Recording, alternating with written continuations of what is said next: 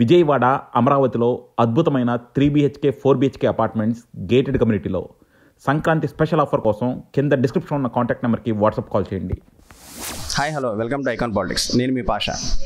రాజకీయాల్లో రాజకీయ నాయకులు ఇటు నుంచి అటు జంప్ అవ్వడం, అటు నుంచి ఇటు జంప్ అవ్వడం అనేది కామన్. అది దీంతో విశ్లేషించడానికి మనతో ఉన్నారు మొహమ్మద్ జానీ పాషా గారు, co convener BRS party Dummugudem మండలం. నమస్తే సార్. నమస్తే సార్, చెప్పండి, మీరు ఇక్కడ తెల్లం వెంకట్రావు గారిని ప్రస్తుతం ఉన్న ఎమ్మెల్యే, ఆయన కాంగ్రెస్ పార్టీ. అయితే ప్రస్తుతం అయితే ఇంతకుముందు ఆయన బీఆర్ఎస్ పార్టీలో మీతో పాటు ఉండి, మీతో నమ్మకంగా ఉండి మీరెంతో కష్టపడి ఆయన గెలిపించారు. గెలిపించిన తర్వాత ఆయన ఇప్పుడు వేరే పార్టీకి చంపారు. దీని గురించి మీ విశ్లేషణ చెప్పండి సార్. సరే, ఆయన ఫస్ట్ మా బీఆర్ఎస్ పార్టీకి నియోజకవర్గం ఇన్ఛార్జిగా ఉన్నాడు. ఒకసారి పోటీ చేశాడు. అప్పుడున్న పరిస్థితుల్లో కాంగ్రెస్ పార్టీకి ఎమ్మెల్యేగా గెలిచాడు. ఈయన ఓడిపోయారు. తర్వాత 5 సంవత్సరాల కాలం పాటు మాతోనే కలిసి ఉన్నాడు. కానీ చివరిలో పొంగులేటి శ్రీనివాసరెడ్డి గారు బీఆర్ఎస్ పార్టీని విడిచి వెళ్ళిపోయేటప్పుడు ఈయన కూడా వెళ్ళిపోయారు. వెళ్ళిపోయినాక మళ్ళీ మా పార్టీలోకి మళ్ళీ వచ్చి ఎమ్మెల్యే అభ్యర్థిగా పోటీ చేశాడు. కేసీఆర్ గారు ఇచ్చారు. మేము అందరం కష్టపడి గెలిపించాం. కానీ గెలిచిన తర్వాత ఈ రాష్ట్రంలో కేసీఆర్ ప్రభుత్వం ఓటమి పోవడం, కాంగ్రెస్ ప్రభుత్వం గెలవడం, పొంగులేటి శ్రీనివాసరెడ్డి తన రాజకీయ గురువుగా చెప్పుకుంటూ ఉంటాడు కాబట్టి ఆయనతో వెళ్ళిపోయాడు. దాంతో కొంతమంది నాయకులు పార్టీని వదిలి ఆయనతో పాటు వెళ్ళి ఉంటారు. కానీ మా బీఆర్ఎస్ పార్టీ మాత్రం నిలకడగానే ఉంది. ప్రజల్లో మంచి ఆలోచన ఉంది. ప్రజలందరూ మా పార్టీలోనే ఉన్నారు. మాకు వచ్చిన నష్టం ఏం లేదు ఆయన వెళ్ళిపోవడం వల్ల. ఆయన వల్ల పార్టీకి అయితే డ్యామేజ్ ఏం లేదు సార్. ఇప్పుడు ప్రజలు మరి మిమ్మల్ని నమ్ముతారు సార్? నెక్స్ట్ టైం మీరు వెళ్ళి అడిగారు, ఓట్లు నమ్మి వేశారు ఓటు, అయినా మరి వేరే పార్టీలోకి వెళ్ళిపోయారు. మరి నెక్స్ట్ టైం ప్రజలు మిమ్మల్ని నమ్ముతారా? అంటే ఈ రాష్ట్రంలో తెలంగాణ ఏర్పడిన తర్వాత తొలి ముఖ్యమంత్రి కేసీఆర్ గారు 2 పర్యాయాలు ముఖ్యమంత్రిగా చేసిన సమయంలో ఆయన ఇచ్చిన సంక్షేమ పథకాలు అసలు ఊహకందని సంక్షేమ పథకాలు. కళ్యాణ లక్ష్మి, ఒక పేదోడికి కూతురికి పెళ్లి చేయడం ఎంత భారం తెలిసిన వ్యక్తి కేసీఆర్ గారు. ఒక ముసలోడు 200 రూపాయలతో పెన్షన్తో ఎలా బతుకుతాడు?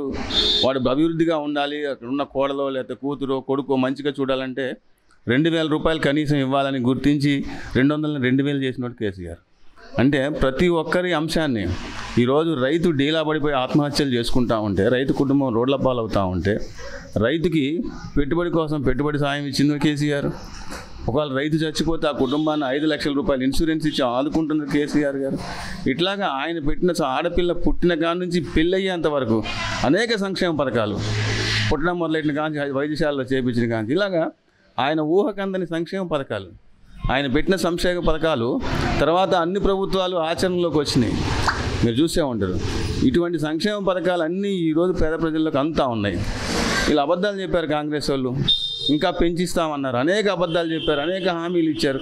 ఈరోజు సంవత్సర కాలంలో ఒక్క హామీని కూడా నెరవేర్చిన పరిస్థితి కనపడతా ఉంది. ఇంకా ఏంటంటే సంవత్సర కాలంలో ఇంత తీవ్రత వ్యతిరేకతను ఎన్నుకున్న ప్రభుత్వాలే లేవు మన దేశంలో. అంత వ్యతిరేకత ప్రజల్లో ఉంది.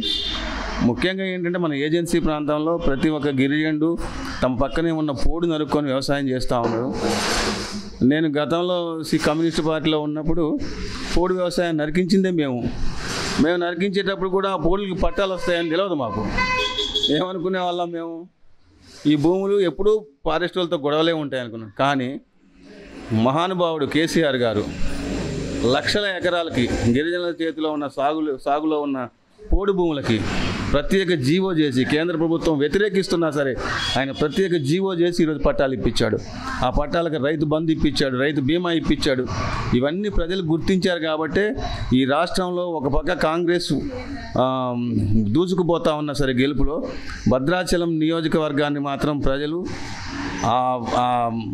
వ్యతిరేకతని బ్రిడ్జి దాటి యువతలకు రానివ్వకుండా మేము భద్రాచలం నియోజకవర్గాన్ని గెలిపించాం. ప్రజలు ఓట్లు వేశారు. ఇదంతా ఈ క్రెడిట్ అంతా వాస్తవంగా చెప్పాలంటే మన గత ముఖ్యమంత్రి కేసీఆర్ గారికి చెల్లుద్ది. ప్రజలు కూడా ఈరోజు ఎప్పుడు స్థానిక ఎన్నికలు వచ్చినా బీఆర్ఎస్ పార్టీని గెలిపించడానికి సిద్ధంగా ఉన్నారు. బీఆర్ఎస్ పార్టీ గెలుస్తుంది. మళ్ళీ సమస్యలు కేసీఆర్ గారు అన్ని సంక్షేమ పథకాలు అందించినా కానీ ఓడిపోవడం గల కారణం ఏంటి సార్? అంటే ఏమన్నా బ్యాక్లాగ్స్ ఏమైనా ఉన్నాయా సార్? ప్రధాన కారణం అంటూ ఏం లేదు. ప్రజలు కాంగ్రెస్ చెప్తున్న అబద్ధాలను నమ్మారు. ఫస్ట్ మనం చేసే అభివృద్ధిని, సంక్షేమ పథకాలని ఇంకా పెంచిస్తామంటే ప్రజలు అబద్ధాలను నమ్మారు. సో అబద్ధాలని నమ్మి ఓట్లేశారు, గెలిపించారు.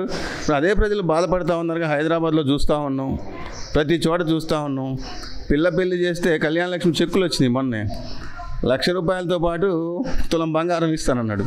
తులం బంగారం ఏదని ప్రశ్నించారు తీసుకునే కాడ. మరి ఇల్లు అబద్ధాలు చెప్పాడు కాబట్టి అబద్ధాలు నమ్మారు ప్రజలు, గెలిపించారు. ఇదండి. Thank you for watching icon politics. Please to subscribe.